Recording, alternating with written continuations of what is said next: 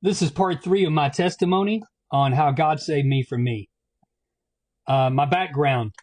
I was baptized a Mormon, like other children from Mormon homes, was baptized when I was 8 years old. My mom was a Mormon and my dad was a Lutheran. I remember someone telling me years ago that my dad either went to seminary or dropped out of seminary. He wanted to be a preacher. I don't know if this is true, but I don't know my dad very well. Anyway, neither my dad nor my mom went to church. My mom always found a way to get me to church on Sundays. I either had a ride with a church member or my mom would take me and drop me off. I was told by Brother Campbell, the man who took me to church most of the time, that Bishop said there was something special about me, but he wasn't sure what it was. The bishop also told me, my mother, that. I thought at the time that they told all the children's parents that. I had fun at church most of the time, but I would often find myself hiding in the bathroom or walking down one of the streets around the church. I would then go back into the church and wait for my mother to pick me up. Religion was never discussed in my home very often. The only thing said about it was from my mother. She would tell me to say my prayers. I was taught this prayer. Now I lay me down to sleep. I pray the Lord my soul to keep. If I die before I wake, I pray the Lord my soul to take.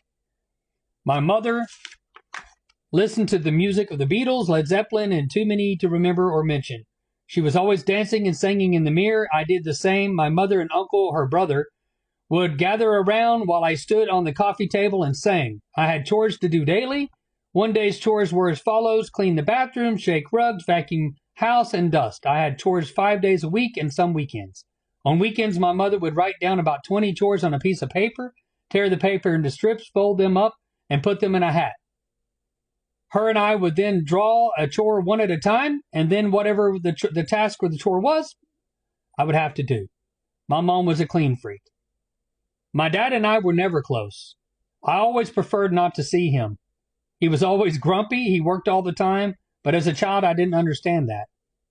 He worked for the railroad. He was always going to union meetings, and he even converted the third bedroom into our house into his office. He spent a lot of time in that office. You didn't bother him. Not while he was in that room. His mother, my grandmother Billy, didn't get along with my mother. My mother once threw a clothes iron at her. I was told that my grandmother Billy referred to me as not her grandson.